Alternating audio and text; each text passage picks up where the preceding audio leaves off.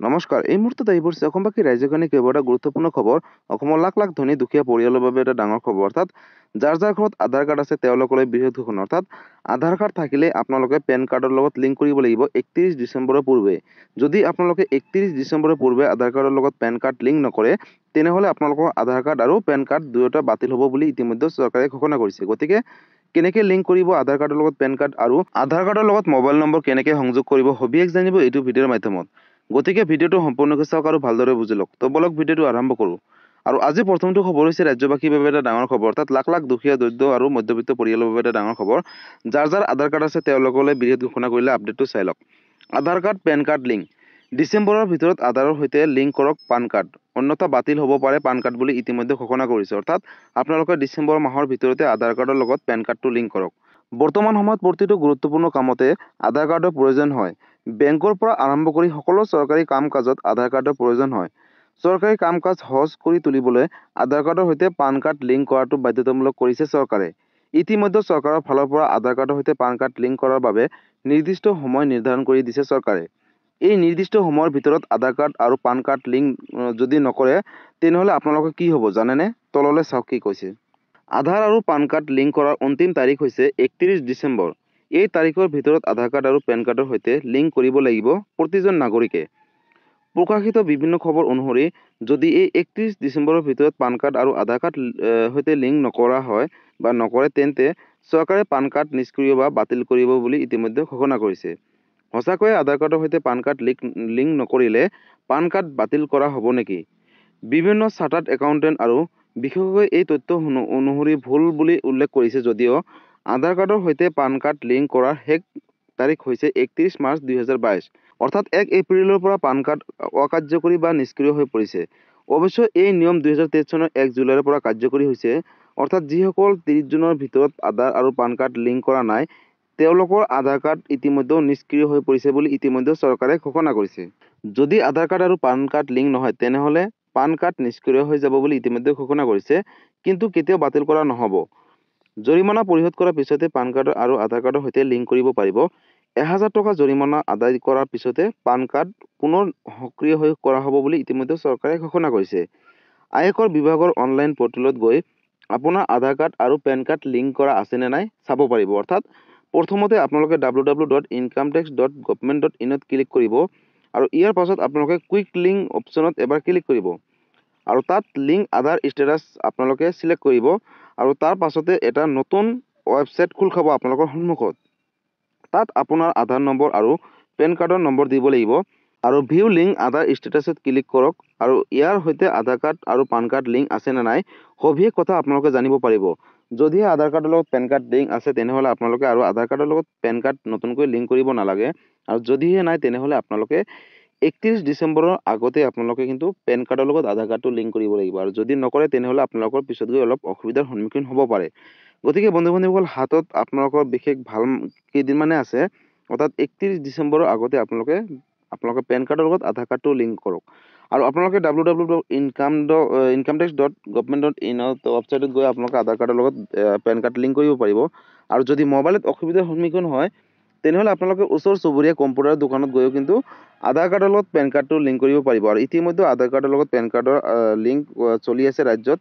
অৰ্থাৎ আপোনালোকে যিকোনো কম্পিউটাৰ দোকানতে গৈ কিন্তু এই কামটো কৰিব পাৰিব। গতিকে বন্ধু বান্ধৱীসকল, ৰাজ্যৰ লাখ লাখ দুখীয়া দৰিদ্ৰ ধনী ব্যক্তি সকলৰ কাৰণে এটা ডাঙৰ খবৰ। আপোনালোকে 31 ডিচেম্বৰৰ পূৰ্বে আধাৰ কাৰ্ডৰ লগত পেন কাৰ্ডটো লিংক কৰক। আৰু যদি নকৰে, তেনেহ'লে কিন্তু আপোনালোকৰ আধাৰ কাৰ্ড বা পেন কাৰ্ডটো নিষ্ক্ৰিয় হৈ যাব বুলি ইতিমধ্যে চৰকাৰে ঘোষণা কৰিছে।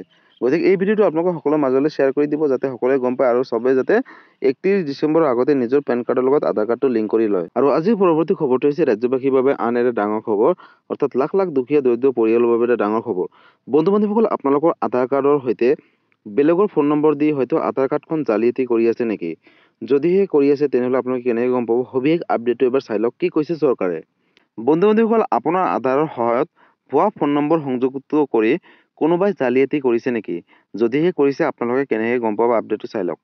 যিকোনো কৰ্মচাৰী সেৱা লাভ কৰাৰ বাবে আধাৰ কাৰ্ড বাধ্যতামূলক, যাৰ ভিতৰত বেংকৰ ধনৰ লেনদেন অন্যতম। চৰকাৰে ইতিমধ্যে মোবাইল নম্বৰ, ৰেচন কাৰ্ড বা পেন কাৰ্ডৰ সৈতে আধাৰ সংযোগ কৰাটো বাধ্যতামূলক কৰিছে। কিন্তু আপোনাৰ অজানিতে আপোনাৰ আধাৰ তথ্যৰ অপব্যৱহাৰ হৈছে নেকি? তাৰ হিচাপ আপোনালোকে ৰাখিছেনে কেতিয়াবা? অৰ্থাৎ আপোনালোকৰ আধাৰ কাৰ্ডৰ জৰিয়তে কোনোবাই জালিয়াতি কৰিছে নেকি? কেনেকৈ সবিশেষ চাব? তাৰ বাবে আপোনালোকলৈ চৰকাৰে এটা ডাঙৰ সিদ্ধান্ত গ্ৰহণ কৰিছে। বন্ধু-বান্ধৱীসকল, যদি আধাৰৰ তথ্য চুৰি হয়, এয়া এক ডাঙৰ বিপদ হ'ব পাৰে আপোনালৈ। এতিয়া মোবাইল নম্বৰৰ বাবে এখন নতুন চিম পাবলৈ হ'লে আধাৰ নম্বৰ প্ৰয়োজন হয়। যদি আন কাৰোবাৰ ওচৰত সেই তথ্য থাকে, তেন্তে আপোনাৰ নামত চিম উলিয়াই অপৰাধমূলক কাম কৰাটো অসম্ভৱ নহয় অপৰাধীসকলৰ বাবে। গতিকে বন্ধু-বান্ধৱীসকল, যদি আপোনালোকৰ আধাৰৰ নম্বৰ হয়তো কোনোবাই চুৰ কৰি লৈছে আৰু তেওঁৰ নিজৰ মোবাইল নম্বৰ দিছে, তেনেহ'লে কিন্তু এতিয়া হয়তো আপোনালোকৰ বিপদ হ'ব পাৰে বুলি চৰকাৰে ঘোষণা কৰিছে। আপোনাৰ আধাৰৰ তথ্য চুৰি কৰা হৈছে নে নাই, বা কোনোবাই আপোনাৰ আধাৰ নম্বৰ এটা ভুৱা মোবাইল নম্বৰৰ সৈতে লিংক কৰিছে নেকি, সেয়া চিনাক্ত কৰাৰ কিছুমান উপায় আছে, আৰু এই উপায়সমূহ চৰকাৰে ঘোষণা কৰিছে লাখ লাখ লোকৰ বাবে। গতিকে বন্ধু-বান্ধৱীসকল, আপোনালোকে আপডেটসমূহ চাই থাকক। ভাৰতীয় টেলিকম বিভাগে শেহতীয়াকৈ telecom analytics for fraud management and consumer protection নামৰ এটা প্ৰণালী আৰম্ভ কৰিছে, যাৰ জৰিয়তে এজন ব্যক্তিয়ে জানিব পাৰে যে তেওঁৰ আধাৰৰ সৈতে কিমানটা মোবাইল নম্বৰ সংযুক্ত হৈ আছে। জালিয়াতি প্ৰতিৰোধ কৰিবলৈ ভাৰতীয় টেলিকম বিভাগে এই পদক্ষেপ নতুনকৈ গ্ৰহণ কৰিছে বুলি ইতিমধ্যে ঘোষণা কৰিছে। অৰ্থাৎ লাখ লাখ গ্ৰাহকৰ বাবে এটা ডাঙৰ খবৰ। প্ৰমাণীকৰণ কৰাৰ উপায়বোৰ কি? অৰ্থাৎ 1 নম্বৰত আছে, প্ৰথমতে আপোনাৰ আধাৰৰ নিয়মাংক সংস্থা UIDAI ৱেবছাইটলৈ যাওক আৰু আধাৰ হিষ্টৰী বিকল্পত ক্লিক কৰক। তাত 12টা অংকৰ আধাৰ নম্বৰ টাইপ কৰক আৰু চিকিউৰিটি কোড স্ক্ৰীনত ওলাব। অৰ্থাৎ আপোনালোকৰ মোবাইলত এটা OTP আহিব। ইয়াক প্ৰবিষ্ট কৰাৰ আৰু OTP বিকল্পত ক্লিক কৰিব লাগিব আপোনালোকে, আৰু নেক্সট এটা প্ৰচেছ আহিব আপোনালোকৰ সন্মুখত। আৰু 2 নম্বৰত, ইয়াৰ পাছত আধাৰৰ সৈতে সংযুক্ত মোবাইল নম্বৰৰ প্ৰমাণীকৰণৰ বাবে এটা OTP প্ৰেৰণ কৰা হ'ব। সেই OTP প্ৰবিষ্ট কৰক আৰু ই দেখুৱাব যে 6 মাহত আপোনাৰ আধাৰ নম্বৰ কেতিয়া আৰু ক'ত ব্যৱহাৰ কৰা হৈছে। অৰ্থাৎ আপোনালোকে গম পাব।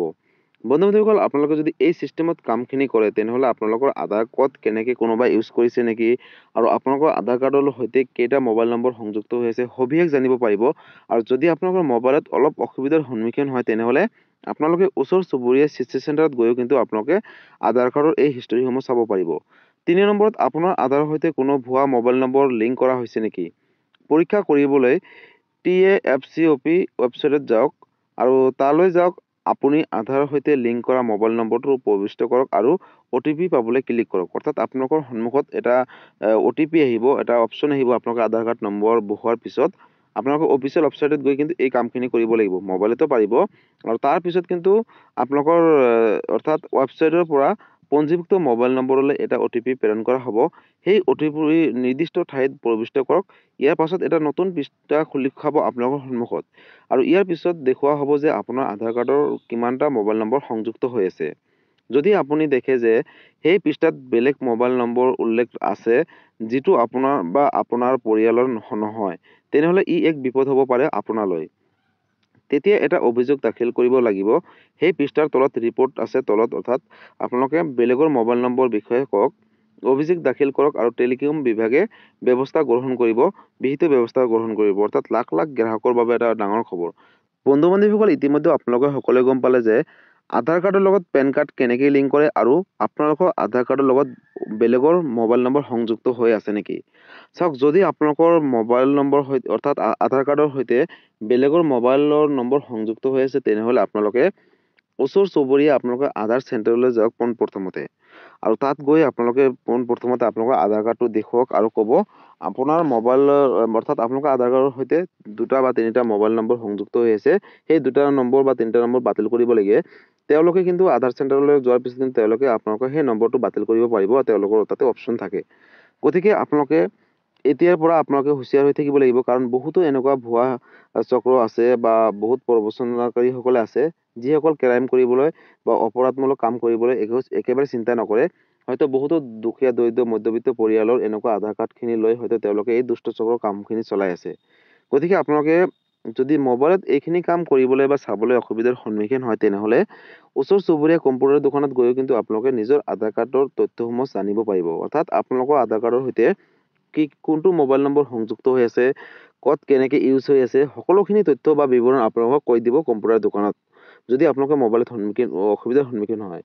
আৰু বন্ধু-বান্ধৱীসকল, আপোনালোকে যদি আধাৰ কাৰ্ডৰ লগত পেন কাৰ্ড লিংক নকৰে, তেনেহ'লে কিন্তু আপোনালোকৰ এটা সময়ত অসুবিধাৰ সন্মুখীন হ'ব। কাৰণ চৰকাৰে 31 ডিচেম্বৰৰ পূৰ্বে সকলো আধাৰ কাৰ্ডৰ গ্ৰাহকসকললৈ আহ্বান জনাইছে যে আধাৰ কাৰ্ডৰ সৈতে পেন কাৰ্ডটো লিংক কৰক অথবা আপোনালোকৰ পেন কাৰ্ডসমূহ বাতিল কৰাৰ হ'ব বুলি ইতিমধ্যে চৰকাৰে ডাঙৰ সিদ্ধান্ত গ্ৰহণ কৰিছে।